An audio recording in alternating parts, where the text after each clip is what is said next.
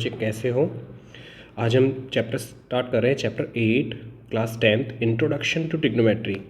इस चैप्टर में एकदम बेसिक इंट्रोडक्शन जो बच्चे को पता होना चाहिए, इंट्रोडक्शन चैप्टर के बारे में जो बातें पता होनी चाहिए इंट्रोडक्शन के फॉर्म में हम इस वाले में कवर करने वाले हैं।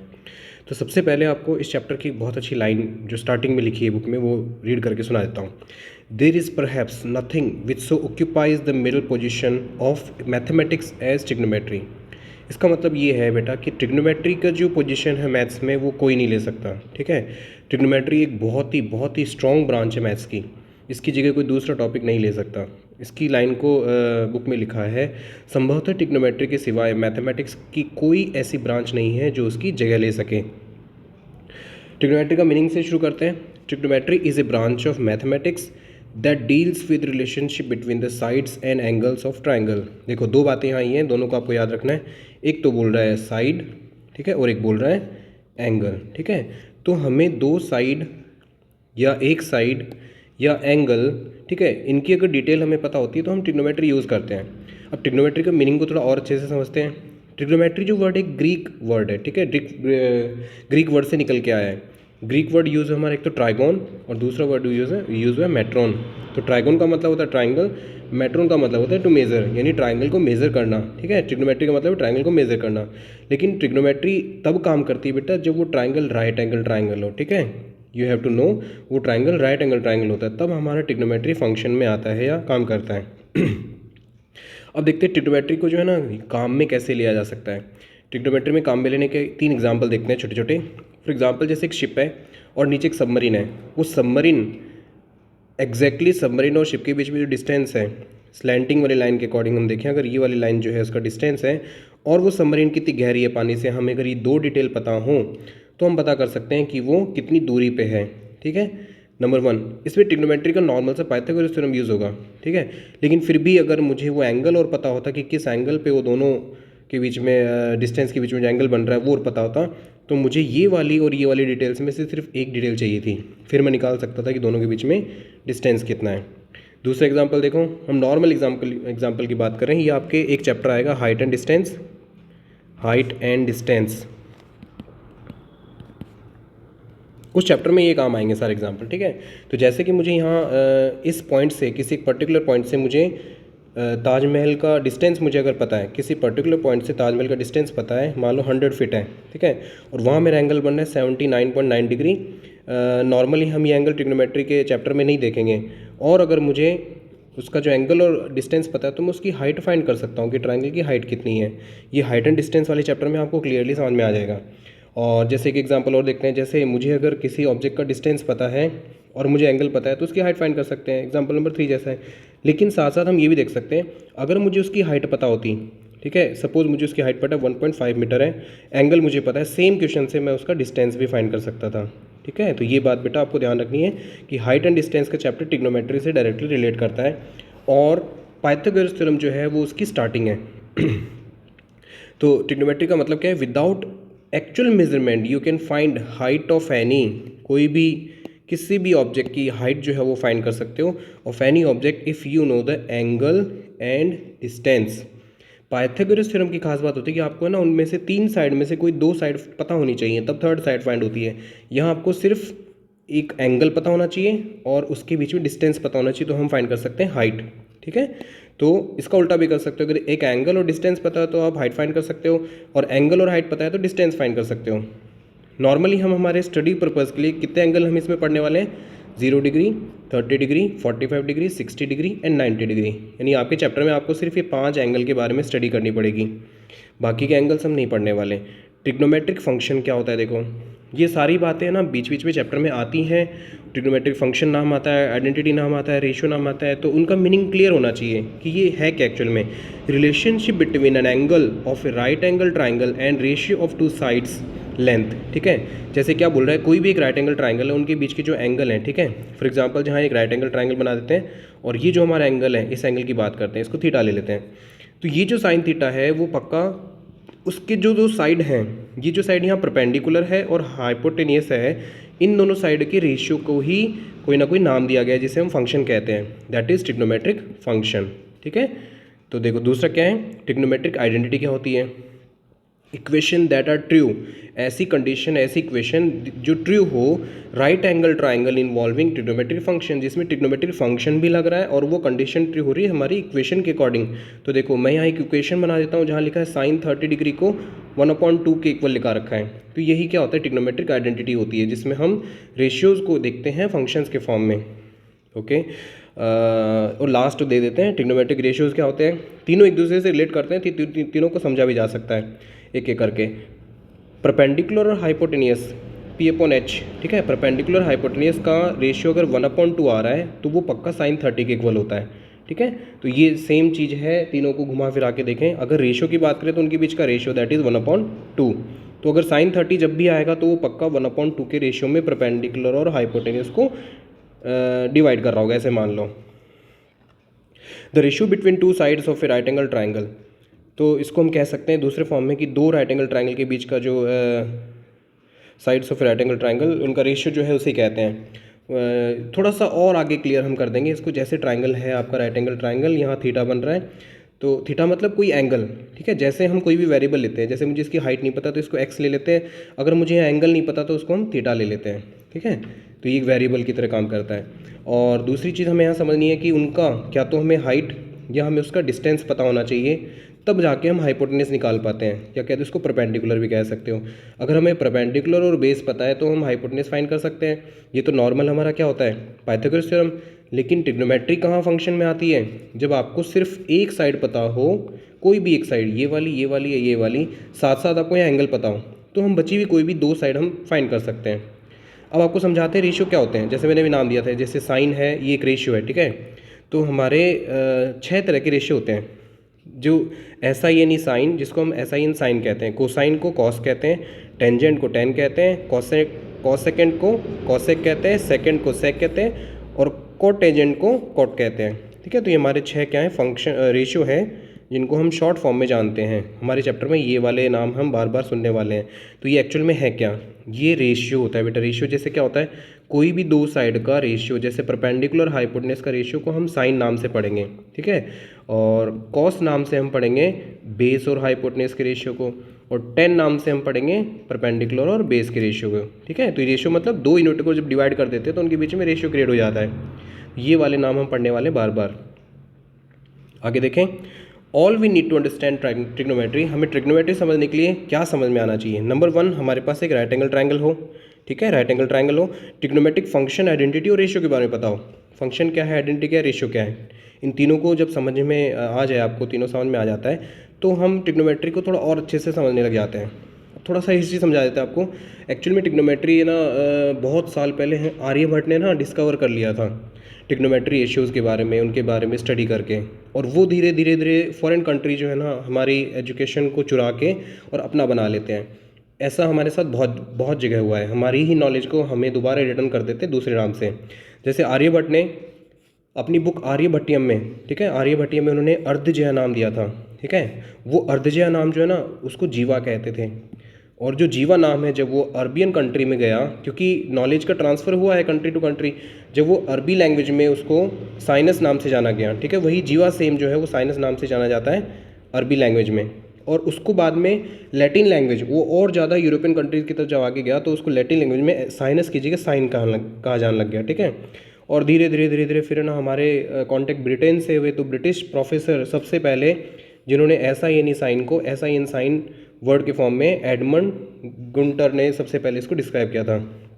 इसका मतलब हमारी नॉलेज जिसको हम अर्धजया कहते थे वो बन गया साइन, ओके।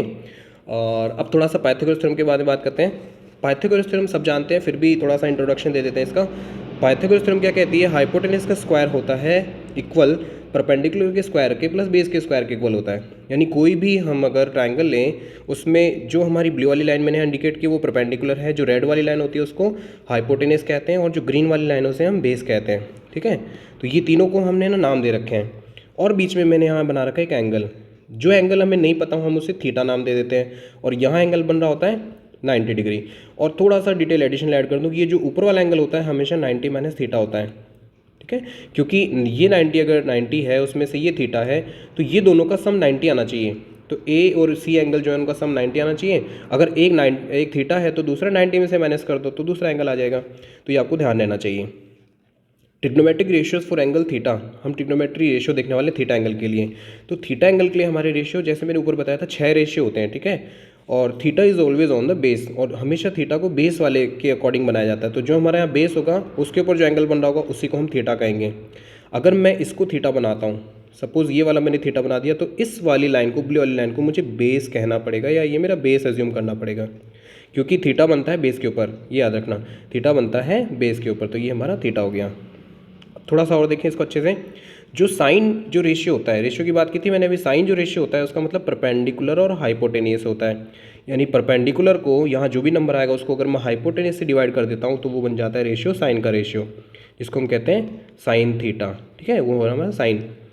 और दूसरा रेशियो कॉस देखते हैं। कॉस साइन का जस्ट अपोजिट होता है, बस क्योंकि परपेंडिकुलर और बेस एक दूसरे को रिप्लेस कर सकते हैं अगर ये थीटा यहाँ से यहाँ चला जाए तो, ठीक है। अगर थीटा को हम मानते हैं एंगल ए, तो हमारा ये बन जाएगा बेस और ये बन जाएगा परपेंडिकुलर। तो ये दोनों एक दूसरे के ऑपोजिट होते हैं। कैसे देखो, तो जो कॉस थीटा होता है वो होता है बेस अपॉन हाइपोटेनियस, यानी अगर बेस में कोई नंबर है, फॉर एग्जांपल यहाँ 4 नंबर है और यहाँ 5 नंबर है, तो आप अगर 4/5 लिखोगे तो जो रेशियो आएगा आपका कॉस का रेशियो आएगा, ठीक है। ऐसे क्वेश्चन हम करेंगे अभी, तो आपको ये भी ध्यान रहना चाहिए। टेन जो होता है वो P/B होता है। परपेंडिकुलर और बेस, परपेंडिकुलर और बेस, इन दोनों के रेशियो की जब भी बात आएगी तो उसको कहेंगे हम टेन थीटा। टेन थीटा का मतलब क्या होता है, परपेंडिकुलर को जब हम बेस से डिवाइड कर देते हैं तो हमारा बन जाता है टेन रेशियो। अब देखो थोड़ा सा बीच में हिंट देता हूँ अगले चैप्टर के लिए। मैंने अभी बताया था height and distance, height and distance, ठीक है। हाइट एंड डिस्टेंस वाले चैप्टर में ये हमारी हाइट होती है, हमारा डिस्टेंस होता है। तो नॉर्मली आपको समझ में आ जाना चाहिए कि जो हमारे रेशियो बनेंगे परपेंडिकुलर और बेस के बनेंगे, इसका मतलब वो हमारा कौन सा रेशियो होता है, 10 का रेशियो होता है। तो अगला जो चैप्टर आपका ट्रिग्नोमेट्री का, उसमें आपको मैक्सिमम क्वेश्चन आपके 10 थीटा के ही मिलने वाले हैं, मतलब कि आपको परपेंडिकुलर बेस यानी हाइट एंड डिस्टेंस के क्वेश्चन मिलेंगे, ठीक है। ओके, अब देखो साइन जो है उसके अलावा अगर मैं परपेंडिकुलर और हाइपोटेनस को उल्टा कर दूं तो भी तो रेशियो बन रहा है। हाइपोटेनस ऊपर ले लें और परपेंडिकुलर नीचे ले लें तो जो रेशियो बनता है उसको कहते हैं हम कॉसेक, और जो हाइपोटेनस और बेस होते हैं उसको कहते हैं सेक, और जो बेस अपन परपेंडिकुलर से कहते हैं कॉट। तो तीनों के तीनों नाम जो है ना, तीनों के अपोजिट है। 10 का अपोजिट क्या हो जाता है, कॉट थीटा, या हम कह सकते हैं 10 का रेसिप्रोकल होता है कॉट। थोड़ा यहाँ समझा देता हूँ। 10 थीटा इज इक्वल टू बेटा होता है, 10 थीटा होता है 1/1 कॉट, यानी कि इसका रेसिप्रोकल है। 10 का रेसिप्रोकल 1/कॉट। ओके, देखो जरा हाउ टू रिमेंबर, इनको याद कैसे करें। तो एक छोटा सा वर्ड लगा देते हैं यहाँ पे, अलग अलग स्कूल के बच्चे अलग अलग तरीके से याद कर लेते हैं। मुझे मेरे टीचर ने जो सिखाया था मुझे वो याद रहता है। परपेंडिकुलर को हम कहते हैं पंडित, और हाइपोटेनस को कहते हैं हर, और बेस को कहते हैं बद्री, और जैसे कि बताया एच को अर, और इस पी को कहेंगे प्रसाद, इस बी को क्या तो बोले या फिर भोले, जैसा आपको सूट लगे। तो जैसे पंडित बद्री प्रसाद हर हर भोले नाम से याद करने से क्या रह जाता है कि पहला वाला जो रेशियो बनता है हमारा बन जाता है साइन यानी P/H, कॉस का हो जाता है B/H, और 10 का हो जाता है P/B। तो पंडित बद्री प्रसाद हर हर बोले से याद रह जाता है। एक और बना के देखा था, मेरे किसी स्टूडेंट ने मुझे बताया था कि हमारे स्कूल में ऐसा पढ़ा है, तो वो मैं नहीं बताऊँगा क्योंकि वहाँ भारत पाकिस्तान की बात आती है, किसी दूसरे कंट्री की कभी बुराई नहीं करनी चाहिए। Points to remember, values of sine and cos is always less than और इक्वल टू 1। ये बात याद रखनी है आपको कि जो वैल्यू साइन और कॉस की होती है हमेशा 1 या 1 से छोटी होती है हमेशा। एक नंबर का क्वेश्चन यहाँ से कभी कभी बन जाता है कि MCQ में क्वेश्चन दे देते हैं, साइन की और कॉस की जो वैल्यू होती है उसमें ऑप्शन दे देते हैं 0, लेस देन 1, ग्रेटर देन 1, ऐसे करके ऑप्शन दे देते हैं, या 1। तो आपको याद रखना है कि साइन और कॉस की कोई भी वैल्यू, साइन 0 से लेके साइन 90 तक की जो वैल्यू होंगी वो सारी 0 to 1 में ही कंप्लीट हो जाएंगी, यानी इनके बीच में ही सारी वैल्यूज़ रहने वाली हैं। तो मैंने यहाँ लिख दिया 0 to 1। अब देखो एक एग्जांपल लिया है मैंने सेम कंडीशन के हिसाब से आपको अंतर समझाने के लिए कि पाइथागोरस थ्योरम में और ट्रिग्नोमेट्री में डिफरेंस क्या है।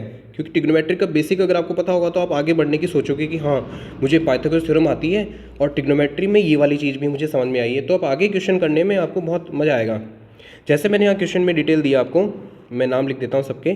जैसे ये मेरा है परपेंडिकुलर, ये मेरा है हाइपोटेनस, और मुझे निकालना है बेस। और सेम कंडीशन मैंने यहाँ दी है।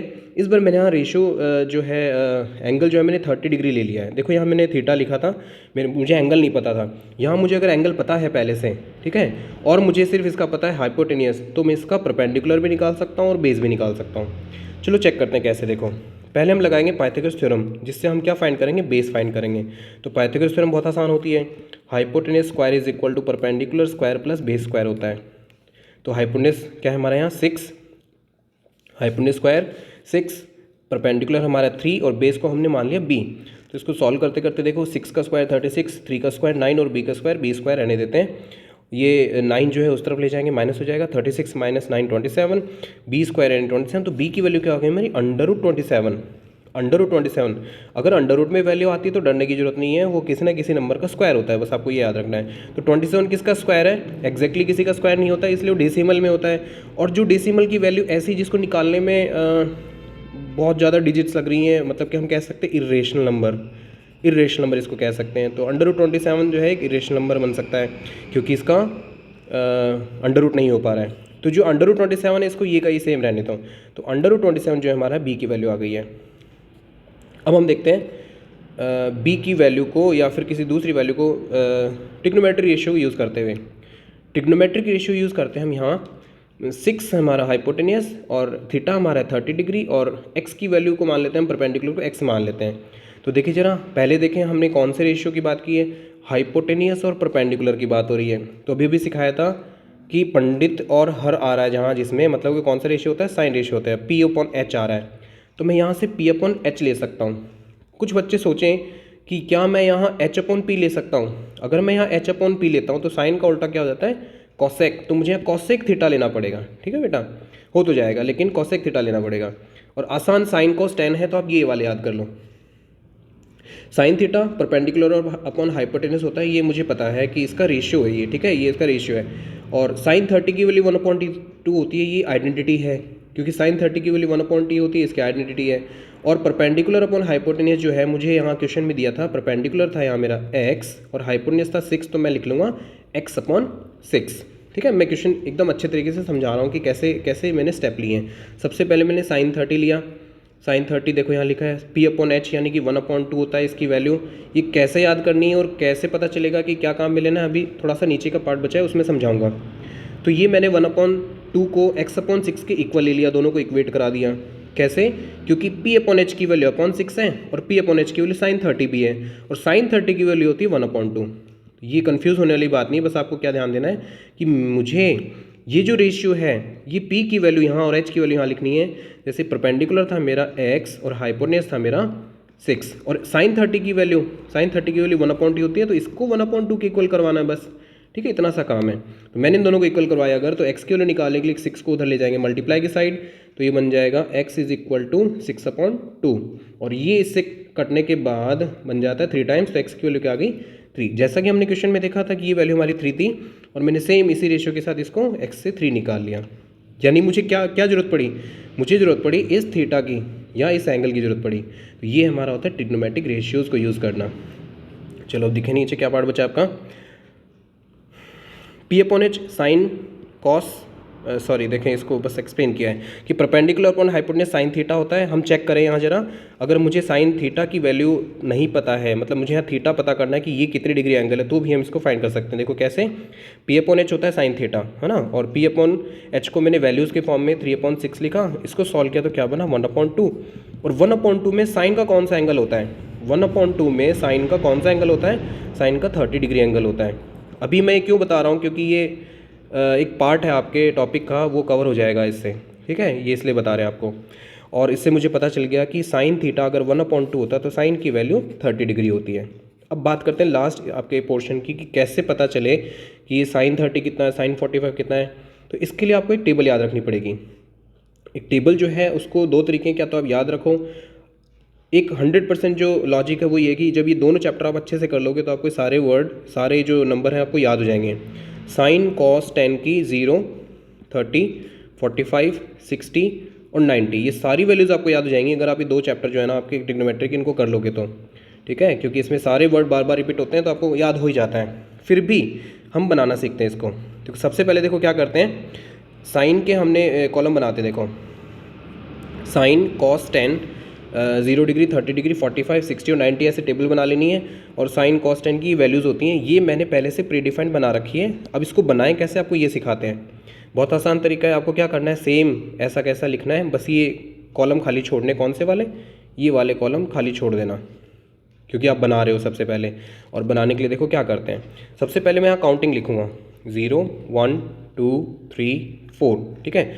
अब मैं इसका अंडर रूट कर दूंगा, under root under root under root under root, क्या क्या वैल्यू आई, इसकी 0 आई। अब 0 को 2 से डिवाइड कर देंगे, इन सबको 2 से डिवाइड कर देंगे, कहने का मतलब ये है इन सबको 2 से डिवाइड करने वाले हैं। देखो जरा, अंडर रूट 1 की वैल्यू क्या होती है 1, तो 1 को 2 से डिवाइड किया 1/2। अंडर रूट 2 की वैल्यू नहीं निकाल पाएंगे, लेकिन अंडर रूट 2/2 को रेशनलाइज करें, अगर हम अंडर रूट 2/2 को रेशनलाइज करें तो बन जाता है 1/√2। अगर आप साइन 45 की वैल्यू √2/2 लिख के आ रहे हो तो भी सही है, आंसर आपका सही आएगा, और 1/√2 ले रहे हैं तो भी आपका सही आएगा। अब लॉजिक ये है कि हम नॉर्मली 1/√2 यूज़ करते हैं, हेल्पफुल रहता है। और अंडर रूट 3/2 इसको रूट नहीं कर पा रहे तो सेम ये कहीं रह जाएगा। और अंडर रूट 4 की वैल्यू होती है 2, 2 को 2 से डिवाइड करते तो आंसर आता है 1। यानी हमारे जो फाइनली आंसर है, जैसे 0/2 की वैल्यू 0, 1/2 की वैल्यू 1/2, 1/√2 रेशनलाइज करने के बाद 1/√2, √3/2 ऐसा कैसा आ गया √3/2, और 2/2 1 आया तो 1। ये हमारा बन गया साइन का ratio, sine 0 degree, sine 30 degree, sine 45 degree, sine 60 degree and sine 90 degree. अब क्या करते हैं, जैसे मैंने बताया था कॉस क्या होता है बेटा, इसका उल्टा होता है। तो जो वैल्यू साइन 90 की है वो कॉस 0 की बन जाती है, जो वैल्यू साइन 60 डिग्री की है वो बन जाती है कॉस 30 की, यानी √3/2। और दोनों 45 की वैल्यू सेम रहेंगी 1/√2। और जो वैल्यू साइन 30 की है वो बन जाएगी कॉस 60 की, यानी 1/2। और जो वैल्यू साइन 0 की वो बन जाएगी कॉस 90 की, यानी दैट इज़ 0। ये वैल्यूज़ आपकी हो गई फिल करने के लिए, ठीक है। तो आपको साइन और कॉस की वैल्यू पता चल गई, ये भी पता चल गया कि साइन और कॉस एक दूसरे के एक टर्म में अपोजिट होते हैं, एक केस में अपोजिट होते हैं। अब टेन की बात आती है, टेन जो हम सीखेंगे तो टेन को हम सीखते हैं साइन डिवाइडेड बाय कॉस से। अगर साइन को कॉस से डिवाइड कर दिया जाए तो हमारा आंसर आता है 10। सॉरी। तो जैसे इन सबको डिवाइड करने के लिए इनके बीच में मैं से डिवाइड की लाइन ड्रॉ कर देता हूँ, ठीक है। ओके, तो देखो 0/1 का आंसर होता है 0, 1/0 का आंसर लास्ट वाला करते हैं एक बार, ठीक है। 1/0 का आंसर कभी नहीं आ सकता, इसको हम कहते हैं नॉट डिफाइन, नॉट डिफाइन, क्योंकि किसी नंबर को 0 से नहीं कर सकते। आपने याद हो तो आपने जब फ्रैक्शन सीखे थे तो आपने देखा था P/Q की फॉर्म में रेशनल नंबर लिखा जाता है, और Q कभी भी 0 नहीं होता। Q 0 इसलिए नहीं होता क्योंकि Q से 0 से कोई नंबर डिवाइड नहीं हो सकता, वो डिवाइड नहीं होगा, इसलिए हम उसको लिखते हैं नॉट डिफाइन, ठीक है। तो यहाँ नॉट डिफाइन आ जाएगा। ओके, फिर बात करते हैं 1/2 डिवाइडेड बाय √3/2। तो इसका एक सीधा सा लॉजिक है, आपको नीचे वाले से नीचे वाला नंबर डिवाइड करना है, जो बचेगा आपका आंसर आएगा 1/√3, 1/√3। फिर अंडर रूट 2 से अंडर रूट कट जाएगा, क्या बचेगा 1/1 यानी 1। फिर √2 से 2 कट जाएगा, बचेगा क्या √3/1 यानी कि √3, ठीक है। तो ये साइन कॉस टेन कैसे फिल करना आपको ये तीनों सिखा दिए, और आपको यही तीन जो है याद रखने हैं। और अगर एग्ज़ाम में आपको अगर क्वेश्चन आता है तो आप चाहे तो बना सकते हैं उस टाइम, लेकिन मैंने एक बात बताई साथ साथ, जब ये 2 चैप्टर आप अच्छे से कर लोगे तो आपको ये अपने आप याद भी हो जाएंगे। बार बार जो टर्म आती है तो याद हो जाते हैं। एग्ज़ाम से पहले एक बार इन सब की प्रैक्टिस ज़रूर करनी है ताकि आपका परफेक्ट हो जाए। चलो वीडियो को एंड करते हैं, थैंक यू।